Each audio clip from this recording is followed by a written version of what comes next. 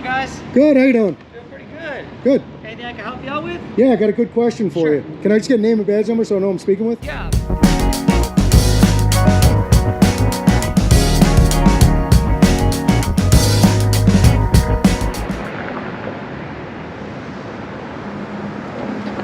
How's it going, guys?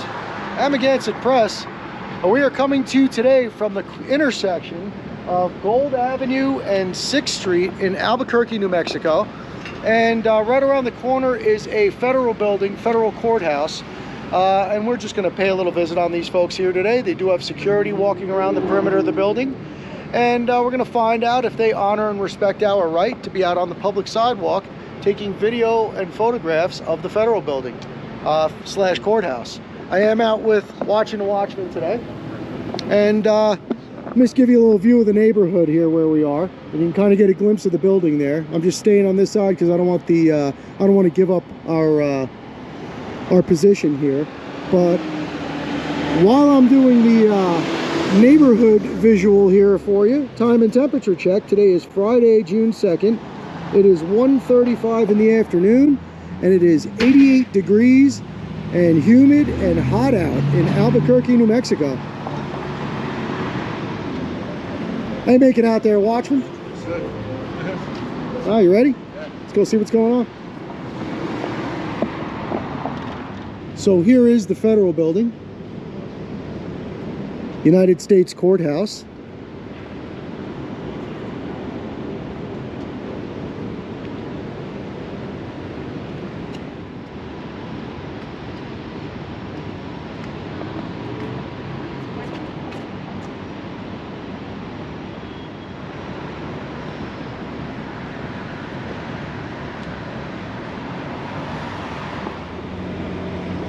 And of course, we never like to miss an opportunity to recognize Old Glory. Not much of a breeze out today, but standing proud nevertheless.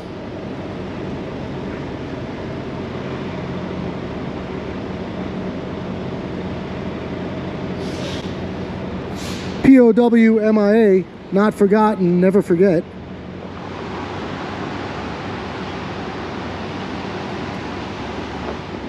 Oh, here we have a police officer up there speaking to the security guards now, so maybe we'll stick around this side of the building for a minute, see if there's any opportunity to have a conversation there.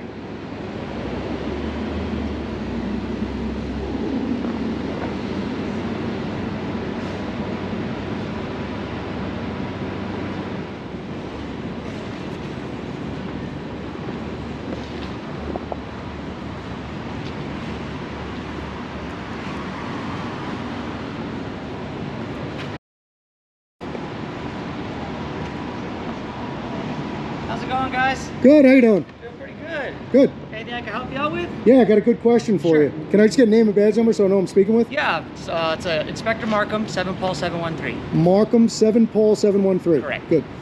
So my question to you is, now I'm fully aware that firearms citizens are not allowed to carry firearms on federal property. Correct. Right? So this plaza, or whatever you want to call it here, is part of the building, part of the federal property. It's kind of all dependent on whose blueprint you're really looking at. It pretty much ends at the GSA property line, ends at the sidewalk. Right here. Correct. Right. Yeah, so like I said, all depend on, but according to GSA, who GSA is the lessor for all the majority of the federal facilities. Okay. According to the GSA blueprints, it's the property line is on the sidewalk. And then what other agency has a different opinion about that? It all depends. So like I said, if it's leased through GSA, Okay. it's going to be pretty much the same. I don't know. I know most federal facilities are pretty much the same, but the property line, of course, buildings are going to be different. The layout's going to be different depending Right. on where it's at in Albuquerque or wherever you guys are going. You guys from here?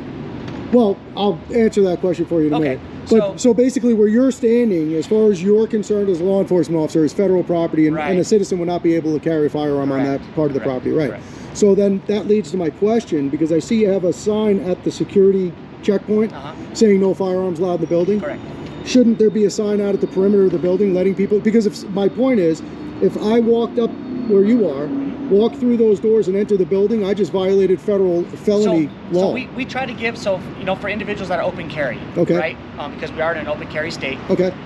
Or for individuals that may have a concealed carry, we try to give them the opportunity that, hey, if you stepped inside the building, I forgot I had the weapon on me. We'll give them the opportunity to take it back to the vehicle. That's officer discretion. Or is that policy? No, not necessarily. That's policy. It is policy. Yeah, it's the National Weapons Detection Training Program that what these guys have to go through. Okay. It basically states that once you subject yourself to the screening process, you pretty much belong to the federal government in that sense. If you go through the screening process. Once you start the screening process. So, for instance, if you were to step up, okay, and they're going to give you what's called a say again? Yeah, sorry, actual notice. Okay. What I mean by that is they'll say, hey, you just entered a federal facility. Now you're now subject for screening for weapons and explosives. Do you have any of those on you at this time? Okay. If you say no, and you start taking your stuff out and putting it in the bin, and you say, oh shoot, I forgot. The screening process has already started.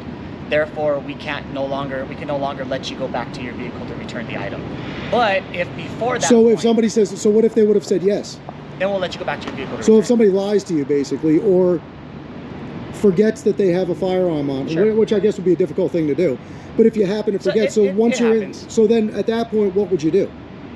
Take them into custody? Yeah, pretty much. So then they're being arrested for bringing a firearm. They're not being arrested. No, they'll be detained. Okay. So we're not taking them to jail. Okay. Right. So they're being detained. We'll run them through the process. So you'd run them through the criminal background check. Correct. Yeah, just to make sure, because more times than not, when people because that does happen at federal facilities. Okay. It's someone that open carries, someone that conceals, females that conceal in their purse, they have their permit, so on and so forth. Sure. But we have to do our due diligence to be able to vet that process out to make sure they're not trying to bring it in maliciously into a federal facility. Okay, so you're just looking for malice, and if you determine that that person has no nefarious intent, then you cut them free. It all depends. So to kind of cover our back, more than likely what we'll do is we'll issue them a citation. We'll show up in court. They plead their part because there has to be some paperwork showing that everything happened. So if you go, so whether you forgot or not, yeah, and you have a firearm on you, if you state to the security checkpoint that you do not, at that point you're leaving with a citation. Yeah. Okay. And that all that usually gets figured out in court. I'm not the judge, so I can't make. No, that, and I appreciate right? you giving me all this info, Yeah, because some people will watch this video and it might prevent that from happening. Sure. Yeah. So if somebody goes up to the checkpoint and says, yes, oh yeah, you know what, I forgot, I do have my firearm in my purse, absolutely 100% you're going to let them take it out of the building, or that's up to discretion? According to the National Weapons Detection Training Program, that's the way it should go. Now, I can't speak for every federal facility in the U.S., okay, right? Because not every federal facility is not owned or leased through GSA, and they may have contract security that don't work for a government contract, an awarded contract, and didn't get the same training. And they didn't get the same training, gotcha, and so it could be completely different. Or, I'm sorry, but apart from that, also there could be a judge's order. Yeah, and so courthouses are a little bit different. Right. So there's always a little bit of play, or on the opposite side, not so much play, all depending on what building you go to. Now you're saying that threshold gets met once you engage with... Sorry. That threshold is met once you engage with the security checkpoint. So what if I just walked up to here, and then this gentleman had come out and said, excuse me, what are you doing? You're not allowed to have a firearm on federal property. At that point, am I free to go, or am I being cited for being up on this? No, you're not being cited. Okay, so you would 100% be free to go at that point? Yeah. Okay. Yeah, but if you continued after you already received the actual, so that's well, then you're just stupid. That's technically an actual notice too, right? Right, because we're right, putting you on notice. Right. So we have posted notice, which is obviously what you saw there, and then we have actual notice. So if we gave you the actual notice, you can no longer say I didn't know, because we let you know. So if you continue to advance forward with your intentions, or not saying you, I'm just saying in general, right, of course, some other individual continue to go forward with their intentions, then of course it would be the same exact thing, because the actual notice has already been provided. And I guess being that there's no sign out here at the perimeter, there was no actual notice given, so if I walked up the stairs, that's why that's a different situation. Correct. Okay. Correct. I got you. Well, no, and you know what? I appreciate you having a lot of law enforcement officers won't even have that conversation. Yeah, and I know there's and like there's a stigma with the whole First Amendment and what you guys, and I know most of the time you guys are trying to get information. There are some guys out there that are just complete assholes about the whole thing. Of course. Well, there's some cops out there that are complete assholes about the whole thing. Yeah, I mean, assholes all over, right? Right. I do appreciate the positive interaction. No, and you know what? And you see how responding and conversing with you. I always give back whatever I get. Sure. So if you had come out here being a jerk, I would have showed you what a real jerk is. Yeah. You came out here being cordial and professional, and I returned that right back to you. And not only that, I really, really, really appreciate the information. Yeah. Because I am doing a First Amendment audit, as you know. I'm being forthcoming with you because you're being forthcoming with me, so you're getting back what you give. Sure.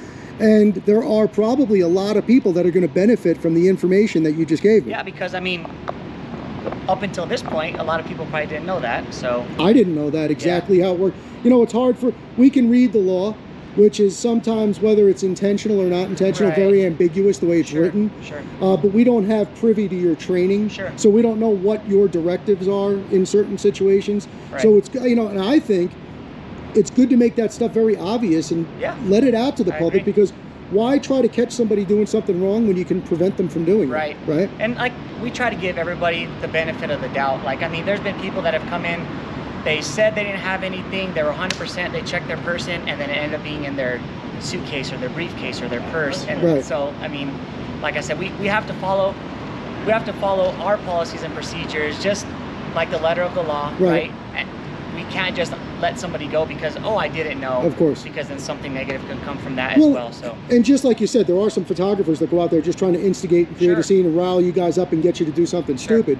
But at the same time, there's also, including DHS, including FPS, any of the agencies, any local police department, security, there are some guys out there that are just, will come out, grab you by the wrist and pull you inside and lock you up without even having a conversation with you. And that's a scary situation. So that's why I also, just for many years, I had on the side, I used to make signs. I had a little sign business running out of my house.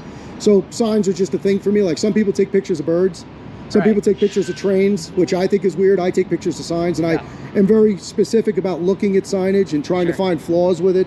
And if there's questions, trying to ask the questions and hopefully getting the answers. So I think we had a very fruitful conversation here today, and I appreciate that. Definitely. And appreciate you. Do you mind if I get your name? I value my privacy. So I'm not going to give you my name, but I will give you my channel name. And then you'll know exactly who I am. I'm not trying to secret myself. No, that's fine. Just, since I'm doing a First Amendment audit, offering up my, you know, I'll give you my first name's Jason. And if you want to give a pen and paper, you can write down the name of my channel. It's an old Indian word. It's the name of a village that I grew up in New York. So you probably want to write it down. But I'd be happy to give it to you. And I just want to be very clear, I wouldn't have given it to you if you came out with any other attitude. So your attitude has garnered my forthrightness, or whatever, forthcoming, whatever you want to call it. Yeah, no, it really does. And I think, you know, you get a lot more, what do they say? You get a lot more flies with honey. Bees with honey, whatever it is. All right, Jason, what is it? All right, so it's AMAGANSETT, second word, press. Yep. So if you go to YouTube, you type in AMAG, I'll be the first suggested thing that comes up at the top. We have a couple of people that watch us. And again, I think you gave us very useful information. I think it was very productive, and I think the people will appreciate you. And you might get a couple of phone calls at your office saying what a good guy you are, so be prepared for that. Interesting. And can I get your name, sir? Ben? This is my son. Okay. And then you said you're not from here, you're from New York. Did I say I'm from New York? Yeah, it slipped. No, I said originally from New York. Yeah, originally. Not where I live now. Okay. Do you live here now? You got to start watching my videos and you'll put all the pieces together. Okay. I need those views, man. All right. So do you live here now? I don't. You don't? No. Okay. Nope. Okay. Nope, we're just visiting. Okay. Yeah, check it out, Albuquerque. You got to get the green chili, man. Oh, we have. Okay. Yeah, it's awesome. Good. Yeah. All right, chili guys. rellenos, man. There you go. That's the deal right there. There you go. Yeah, are you from Albuquerque? I am. Are you? Right on. So you're lucky you got, do you get to request where you want to be, or did you just get lucky? No, and, I lucked out. There you go, right on. Good for you. Yeah. Well, I couldn't be a more deserving guy. Seriously, I can't tell you how much law enforcement right now in this country, whether you're at a small, lower municipal level or with DHS, whatever it is, you guys all need some good PR these days. Yeah, definitely. So I think you're doing a good service to your department. You're doing a good service to the building. This guy was very professional, very courteous. You know, as far as security is concerned, your job is to observe and report. That's what you did. Didn't go outside of your mandate, overstep your bounds, and I appreciate your professionalism as well. And you know, we honestly love to go out and find some tyrants, man. We love to find the bad guys that are giving people a hard time. Yeah. You know, a lot of cops out there do a lot of horrible things. Oh, yeah. There are a lot of good law enforcement personnel out there too, and we support those guys. You seem like you're one of them, and we want people to know that there's some good police out there. So, you know, we try to show both sides of it, but I let things happen very organically. Yeah, however you came out, and that's what it is. I mean, of course, this isn't my first interaction with the First Amendment auditor as well. So, well, I'll tell you what, there are a lot of law enforcement officers who have had numerous interactions with First Amendment auditors and still do the same stupid crap over and over again and make them and their departments look like idiots. And I don't understand what that is, but you're obviously not part of that tribe, so we appreciate that. No, really. Yeah. And just before I cut out, I just want to ask you one question that I ask all law enforcement. Sure. What do you think a good police officer's or a good law enforcement officer's worst enemy is? Bad law enforcement officers. Absolutely correct. You've watched my videos. No, I have not. No. That's just my personal opinion. I try to say that in all my videos, but that's what it is. Bad cops aren't doing you any favors, man. Sure. And us as citizens on our side are not able to do anything about that. You guys are in the best position to police that. And literally, I mean, there's police officers getting hurt and killed all over the country every day because guys are out there acting like jerks. So what we ask you to do is have the conversation in the locker room, rein those guys in, let them know it's not doing you any favors, and hold them accountable, because it's really not helping any of us. It's not helping you, it's not helping us, it's not helping anybody. It's, and I get it, there are bad cops out there, but there's also people, like you said, they're just, man, they make our jobs super hard.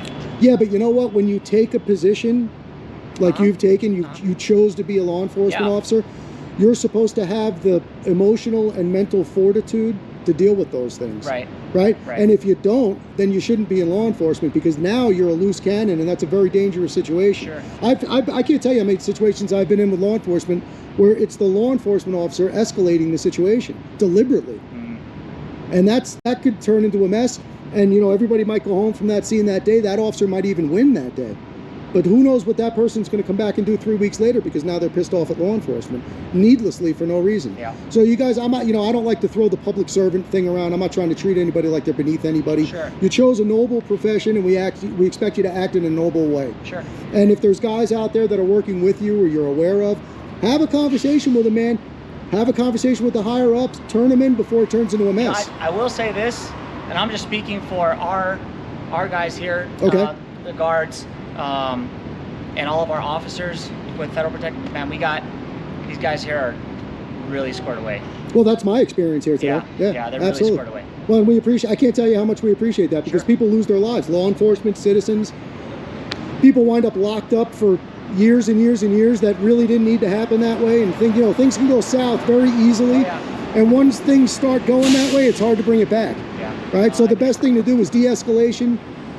You know, and even if I was out here trying to goad you, man, and trying to get you to do something, just ignore me. Yeah, no, you know, just keep the smile on your face. I've dealt with a couple guys like you, and I've dealt with other guys that are just complete assholes, and that's exactly my approach. I'm not gonna push the envelope. Well, I'm sure you can chalk some of it up to good parenting. You must have had good parents. Oh yeah. Yeah. That helps. Yeah.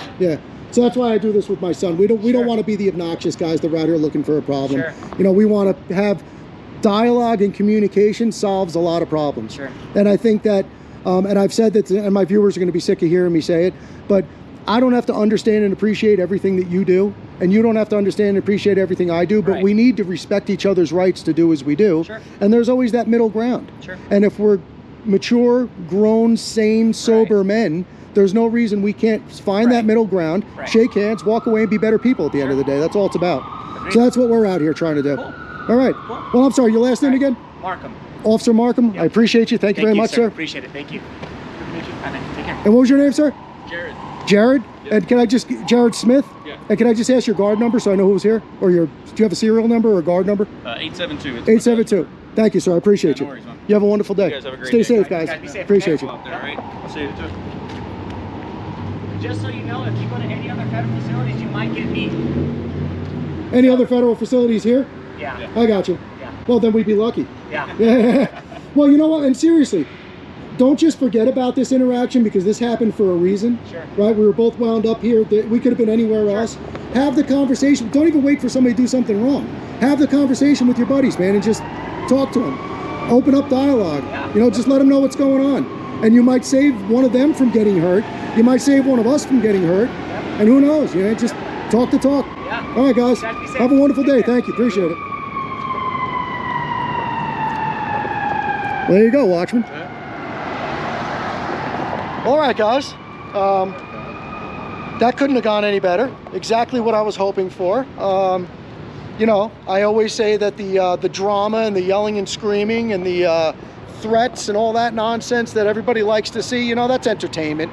It is what it is. But this is the world we all want to live in. Why shouldn't we be able to just have open dialogue and conversations with people and be able to cross those lines and be able to figure things out? He gave us a lot of good information with the way their training goes and what their procedure is as far as handling things at the security desk. So I appreciate that, I really do, and I thank him for giving us that information, and I hope some of you out there will find it useful.